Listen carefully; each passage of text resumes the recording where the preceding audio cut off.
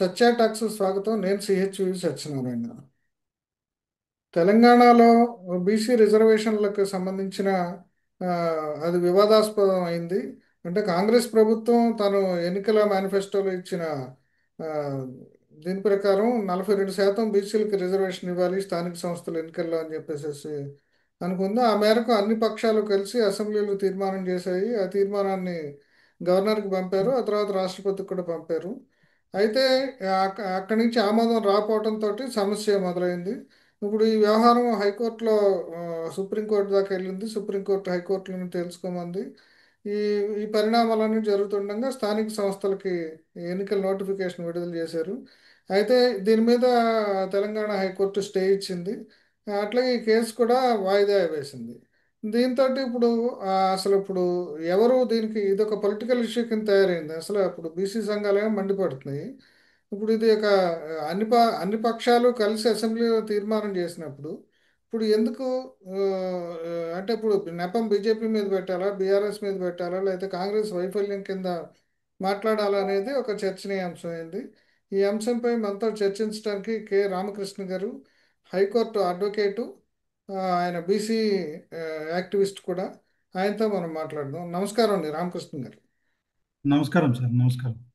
అదే ఇప్పుడు ఈ బీసీఎల్ రిజర్వేషన్ ఇవ్వాలనే ఒక సదుద్దేశంతో కాంగ్రెస్ ఆ, ఇచ్చింది. దానికి అన్ని పార్టీలు కూడా అసెంబ్లీలో తీర్మానం చేశాయి. అయినా సరే ఎందుకని లీగల్గా ఈ అడ్డంకులు వస్తున్నాయి? దీనికి కారణం ఏంటంటారు? అంటే పొలిటికల్ రీజన్సా, లేదంటే లీగల్గా హర్డిల్స్ అంటారు? అంటే ఇది లీగల్ హడిల్స్ ఉన్నాయి సార్ దీంట్లో. వాస్తవానికి దీంట్లో పొలిటికల్ ఎజెండాతోనే నాకు తెచ్చిరేమో అనిపిస్తుంది. జెన్యున్గా నిజంగా చేయాలి, బీసీలకు న్యాయం చేయాలనే ఉద్దేశం కనుక ఈ తెలంగాణలో కాంగ్రెస్ ప్రభుత్వానికి ఉండి ఉంటే అవి పాత ఏదైతే పంచాయతీరాజ్ చట్టం ఉందో, పంచాయతీరాజ్ యాక్ట్ 2018 ఏదైతే ఉందో దాన్ని సవరణ చేసినప్పుడు ఆ బిల్లు గవర్నర్ ఆమోదం తెలపకుండా అయితే ట్రిపుల్ టెస్ట్ పాస్ అయిందని అంటున్నారు. గవర్నమెంట్ సంబంధించిన అడ్వకేట్ జనరల్ అయినా వారైనా వాదించేది ఏంటంటే మేము ట్రిపుల్ టెస్ట్ పాస్ అయింది. అసలు ట్రిపుల్ టెస్ట్ అంటే ఏంది అని అనుకున్నప్పుడు దాంట్లో ఆ, అంటే ఎంపారికల్ డాటా ఉండాలి, శాసనసభ తీర్మానం ఉండాలి, గవర్నర్ ఆమోదం ఉండాలి. ఇది ట్రిపుల్ టెస్ట్ అంటారు. అదే. దీంట్లో రెండు కంప్లీట్ చేశారు. అంటే శాసన మండలి అయినా శాసనసభ అయినా రెండిట్లో ఏకగ్రీవ తీర్మానం కంప్లీట్ చేశారు. అన్ని పార్టీలు దానికి మద్దతు తెలిపినాయి. కానీ అవును. బ్యాక్ ఎండ్లో చేసే రాజకీయాలు చేస్తూనే ఉన్నాయి. దాన్ని గవర్నర్ దగ్గరికి పంపారు. ముందు పాత పంచాయతీరాజ్ యాక్ట్ 2008 ఏదైతే కేసీఆర్ గారు తెచ్చారో దాన్ని గవర్నర్ ఆమోదం తెలపకుండానే మళ్ళీ కొత్త చట్టాన్ని తీసుకొచ్చి జీవో నెంబర్ 9 అనే పేరు మీద ఆ కులగణన చేసి భారతదేశంలో ఎక్కడ లేని సందర్భంలో తెలంగాణలో కులగణన చేసి దాన్ని ఎంపారికల్ డేటాను పొందుపరుస్తూ జీవో నంబర్ 9 పేరుతో దాన్ని మళ్ళీ అసెంబ్లీలో తీర్మానం చేసి దాన్ని గవర్నర్ గారికి పంపించడం జరిగింది. ఈ రెండు జీవోలు గవర్నర్ ఆమోదం తెలపకముండానే వీళ్ళు నోటిఫికేషన్ రిలీజ్ చేయడం వల్ల దాంట్లో ఉన్న లూప్ హోల్స్ మాలాంటి అడ్వకేట్ల సాయంతో ఎవరో వాళ్ళకి సంబంధించిన అగ్రకుల అడ్వకేట్లు ఎవరైతే ఉంటారో సలహాలు ఇస్తారు కదా సార్, వాళ్ళు అవును. ఇవ్వడం వల్ల ఏం చేశారంటే ఆ రెడ్డి జాగృతి సంఘం యొక్క ప్రెసిడెంట్ ఎవరైతే ఉన్నారో మాధవరెడ్డి గారు వాళ్ళ కమ్యూనిటీ లీగల్ అడ్వైస్ తీసుకొని వారు రిట్ పిటిషన్ వేయడం జరిగింది హైకోర్టులో. అదే. అది ఏం చేశారు హైకోర్టులో చీఫ్ జస్టిస్ గారు దాన్ని ఆ, ఉన్న నోటిఫికేషన్ ఏదో ఆపండి, ఇప్పటికిప్పుడు మీరు అలా నోటిఫికేషన్ వేయకూడదు అనగానే కొద్ది రోజులు ఆగారు. ఆగిన తర్వాత ఏదైతే కోర్టు దగ్గరికి వచ్చాదో నోటిఫికేషన్ రిలీజ్ చేయడం జరిగింది. దాన్ని నోటిఫికేషన్ నామినేషన్ వేయడానికి కూడా 9th నాడు వాళ్ళు ప్రకటించిన సందర్భంలో 8వ తారీఖు నాడు హైకోర్టులో దీనికి సంబంధించిన ఆర్గ్యుమెంట్ ఉన్న సందర్భంలో జడ్జి గారు నేను అందులో ఉన్న ప్రత్యక్షంగా యాజ్ అడ్వకేట్గా, హైకోర్టు అడ్వకేట్గా నేను కూడా దాంట్లో ఉన్నాను. వాళ్ళ పూర్వపరాలు కాంగ్రెస్ యొక్క రిప్రజెంటేటివ్ సంఘవి గారు, అభిషేక్ సంఘవి గారు వాదించింది ఏంటి అని అంటే అసలు రాజకీయ రిజర్వేషన్లకు సంబంధించిన కేసులోకి ఇంద్రసాని కేసుని ఎందుకు తీసుకొస్తున్నారని దాన్ని కోట్ చేయడం జరిగింది. అదే. Indra Sawhney union of India case ఏం చెప్తుందంటే అది మండల్ కమిషన్ సంబంధించిన ఆర్గ్యుమెంట్. అది మండల్ కమిషన్ రిపోర్ట్ను ఆ రిజర్వేషన్ అమలు చేస్తున్న సందర్భంలో వీళ్ళు దాన్ని కౌంటర్ ఫైల్ చేసి సుప్రీంకోర్టులో వేయడం జరిగింది. దాంట్లో వచ్చిన జడ్జిమెంట్ ఏంటంటే ఉద్యోగ రిజర్వేషన్లకు సంబంధించిన ఏదైతే ఉందో అది 50% మించకూడదని సుప్రీంకోర్టు జడ్జిమెంట్ ఇచ్చింది. కె అదే. Krishnamurthy versus union of India కేసులో. అది దాన్ని తీసుకొచ్చి ఇక్కడ చెప్పడం వల్ల దీనికి రాజకీయ రిజర్వేషన్లకు అంటే అది అంటే ఇప్పుడు అభిషేక్ మను సింఘ్వి ఆయన సరిగ్గా వాదించలేకపోవటమే ఈ కేసు ఇబ్బందిగా లేదు లేదు లేదు ఉందంటారా సార్. మీకు? ఆయన బాగానే చెప్పడం జరిగింది. కానీ వీళ్ళు వెళ్ళిన దారే, ఈ రాష్ట్ర ప్రభుత్వం వెళ్ళిన దారే సరైన ఓకే. దారిలో వెళ్ళలేదు. అంటే ఇప్పుడు గవర్నర్ కనుక 3 నెలల లోపల ఆమోదం తెలపకపోతే బిల్లు మీద అది డీమ్డ్ పాస్డ్ అని చెప్పేసి అవుతుందని చెప్పేసి మద్రాస్ విషయంలో సుప్రీంకోర్టు తీర్పు ఇచ్చింది. అంటే ఆ తీర్పును అనుసరించి మేము డీమ్డ్ అని చెప్పేసి అనుకుంటున్నామని ఒక వాదన కాంగ్రెస్ చేస్తుంది. అది అజ్యూమ్ చేయడానికి వీలు పడదు సార్. అది ఎప్పుడో ఒకసారి హడిల్ జరగవచ్చు. నిజంగానే ఇప్పుడు తమిళనాడులో వాళ్ళ 69% రిజర్వేషన్ అమలవుతుంది సార్ అక్కడ. అది అక్కడ 42% బీసీలకు, 15% ఎస్సీలకు, మిగతా ఎస్టీలకు. అక్కడ అగ్రకులాలు మోర్ దెన్ ఇంత తెలంగాణ మాదిరి 6% బిలోనే ఉంటారు అక్కడ. అది కాబట్టి వాళ్ళు గవర్నర్ ఆమోదం తెలపకుండా వాళ్ళు సుప్రీంకోర్టులో గెలవడం వల్ల జరిగిపోయింది. రెండోది అక్కడ అత్యధికంగా బీసీలు ముఖ్యమంత్రి, మా ప్రతిపక్ష నేతలు బీసీలే ఉండటం వల్ల వాళ్ళది అమలు చేసుకోవడం వల్ల వాళ్ళు చిత్తశుద్ధితో చేశారు సార్. ఇక్కడ ఉన్న పరిస్థితి ఏంటంటే వీళ్ళు గట్టిగా ముందుకెళ్దామంటే ఇక్కడ ఉన్న ముఖ్యమంత్రులు కానీ ప్రతిపక్ష నేతలు కానీ అగ్రకులాలు అవడం వల్ల వాళ్ళు చిత్తశుద్ధితో పనిచేయడం లేదనేదే మనకు కనిపిస్తా ఉంది. ఇప్పుడు కనిపిస్తుంది కదా సార్. నిజంగానే వీళ్ళకు జీవోలు అమలు చేసుకోవాలనుకుంటే వీళ్ళు పోయి హోమ్ సెంట్రల్ క్యాబినెట్ దగ్గరనో వాళ్ళు రిక్వెస్ట్ చేసుకోవడము, ప్రెసిడెంట్ దగ్గర రిక్వెస్ట్ చేసుకోవడము, అంటే వాళ్ళు బీజేపీ గవర్నర్ మీద వాళ్ళు బ్లేమ్ బీజేపీ మీద పెడుతున్నారు కదండి. ఎందుకంటే ఇప్పుడు రాష్ట్రపతి అంటే దగ్గర నుంచి రావాలన్నా లేకపోతే అక్కడ లోక్సభలో రాజ్యసభలో పాస్ చేయాలన్నా సరే ఈ రిజర్వేషన్కి సంబంధించి 9th షెడ్యూల్లో పెట్టాలన్నా సరే ఇదంతా కేంద్ర ప్రభుత్వం చేతిలో ఉంది. దీనికి బీజేపీ కృషి చేయలేదు. అంటే దానివల్ల బహుశా కాంగ్రెస్కి అడ్వాంటేజ్ వస్తుందని బీజేపీ దానికి సహాయపడలేదా, కృషి చేయలేదంటారా? అంటే ఇప్పుడు 9th షెడ్యూల్ అనేది ఆఖరి సంపూర్ణ పరిష్కారం సార్. 9th షెడ్యూల్ మనం కొద్దిసేపు దాన్ని అక్కడ పెడదాము. ఇది చిన్న సమస్య సార్. ఇప్పుడు రాజకీయ రిజర్వేషన్లు అనేటివి ఏ రాష్ట్రానికి ఆ రాష్ట్రం ఇచ్చుకోవచ్చు అనేది మనకు సుప్రీంకోర్టు కానీ మన కాన్స్టిట్యూషన్ కానీ డిఫైన్ చేస్తున్నది. దాంట్లో వీళ్ళు చేయాల్సిన పద్ధతి ఏంటంటే ఒక ఫార్మాట్ ఉంటుంది సార్. మనం చేసిన ఆ రాష్ట్రంలో రిజర్వేషన్ ఇవ్వాలనుకున్నప్పుడు అసెంబ్లీ తీర్మానం, ఇదే త్రిబుల్ టెస్ట్ అంటారు దీన్ని. మనకు సుప్రీంకోర్టు అయినా కాన్స్టిట్యూషన్ అయినా ఇచ్చేది ఏంటంటే త్రిబుల్ టెస్ట్ పాస్ అవ్వాలి. అంటే ఎంపారికల్ డేటా శాస్త్రీయ పద్ధతిలో ఉండాలి. అది శాసనసభ తీర్మానం అవ్వాలి. గవర్నర్ ఆమోదం అనేది అంతిమ దశ.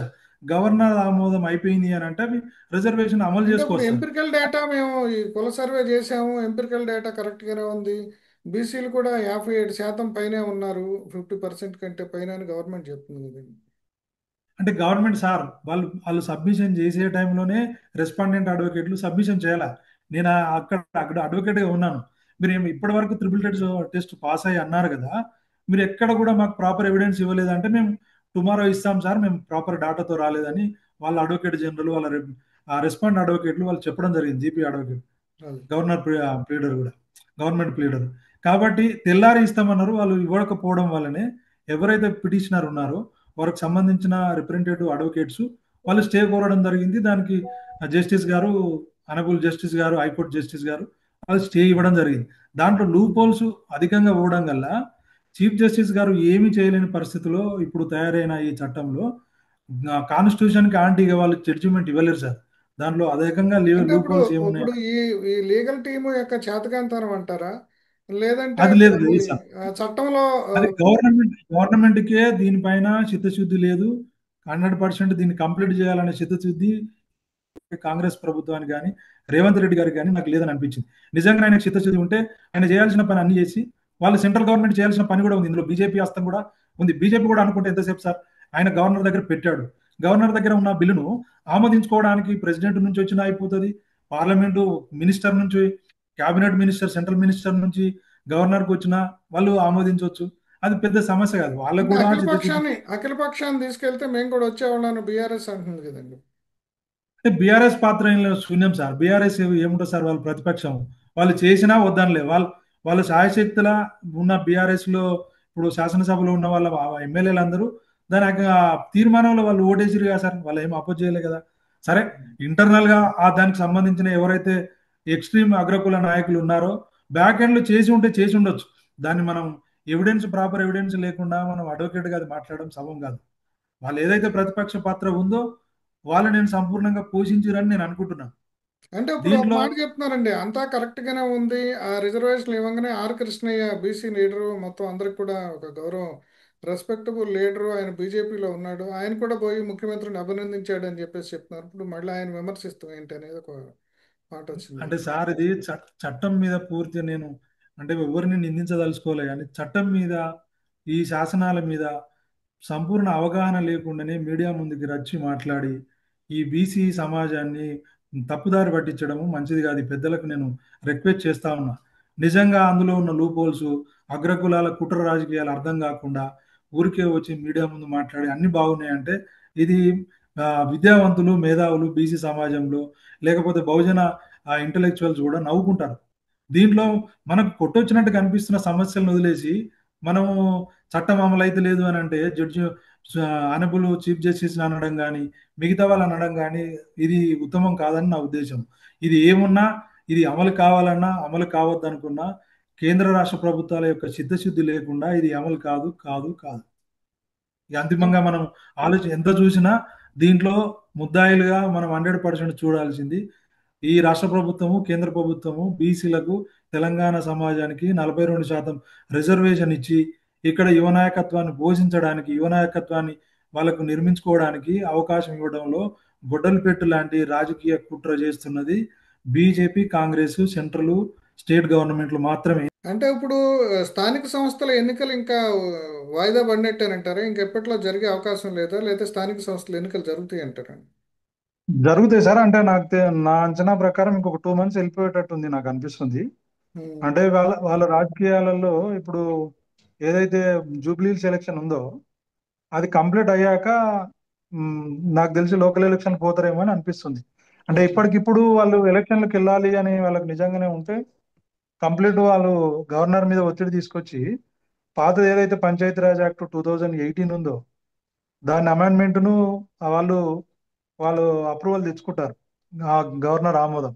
నెక్స్ట్ ఈ జీవో నెంబర్ 9 కూడా తెచ్చుకుంటారు.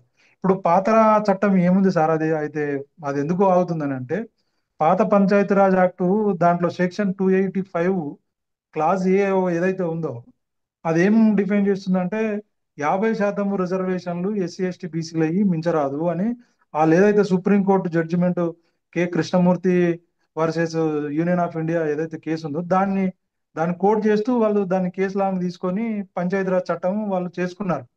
పాత గవర్నమెంట్ కేసీఆర్ గారి గవర్నమెంట్ దాంట్లో 285 క్లాజ్ ఏను అమెండ్మెంట్ చేశారు. అంటే అమెండ్మెంట్ చేసి అసెంబ్లీలో తీర్మానం చేసుకొని గవర్నర్ దగ్గరికి పంపించారు. అది ఆమోదం అయి ఉంటే ఇంత సమస్య అయి ఉండేది కాదు.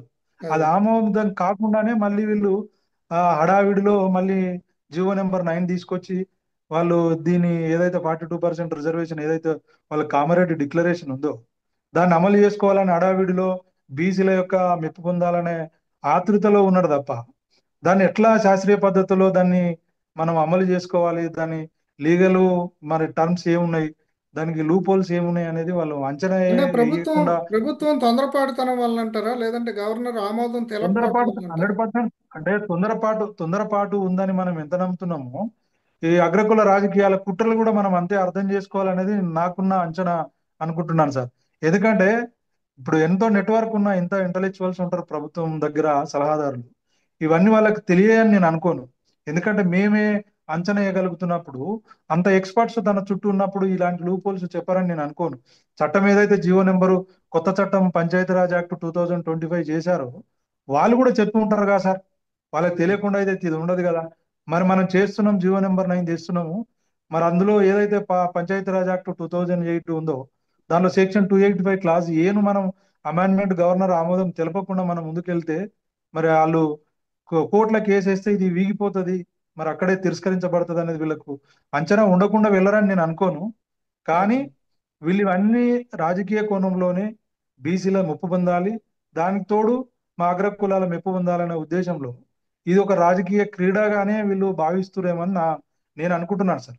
ఇప్పుడు బీసీ సంఘాలు వీధి మీదకి వచ్చి పోరాటాలు చేద్దామని అనుకుంటున్నాయా, లేదంటే ఈ సమస్య కోసం పరిష్కారం కోసం వెయిట్ చేద్దాం అనుకుంటున్నాయి? 100% బీసీ ఎస్సీ ఎస్టీ సంఘాలు బీసీలకు 42% రిజర్వేషన్ రావాలి, వచ్చి తీరాలి. అది సామాజిక న్యాయము, అది రాజ్యాంగం యొక్క మూల సూత్రం. సోషల్ జస్టిస్ మీద ఏదైతే మనం కాన్స్టిట్యూషన్ డాక్టర్ బాబాసాహెబ్ అంబేద్కర్ గారు రాశారో ఆ సోషల్ జస్టిస్ మూల సూత్రం మీదనే ఈరోజు ఎవరి జనాభా ఎంతో వారికి అంత వాటా దక్కాల్సిన సందర్భంలో బీసీలు 52%, 56% ఉన్న బీసీలకు 42% రిజర్వేషన్ ఇవ్వడానికి వీళ్ళకి ఎందుకు అవకాశం వస్తుందో అనేది ఇప్పటికీ వాళ్ళ కుట్ర. ఇన్ని సంవత్సరాలు వాళ్ళు అన్ని రకాల సంపదలు, అధికారాలు అన్ని అనుభవించిన సందర్భంలో బీసీలకు నోటికాడికి వచ్చిన బుక్కను వీళ్ళు గుంజుకోవడం అనేది ఇది మంచి పరిణామం కాదు.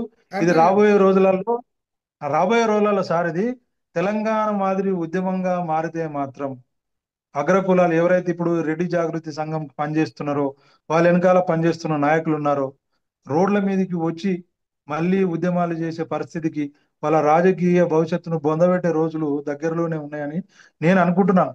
బీసీలు ఇప్పుడిప్పుడే అందరూ గమనిస్తా ఉన్నారు. ఈ డిజిటల్ మీడియాలో బీసీలకు అన్యాయం చేస్తుందెవరో ప్రతి ఒక్కరిని బీసీల ప్రజల దగ్గరికి వాళ్ళ ముందు పెడతాము.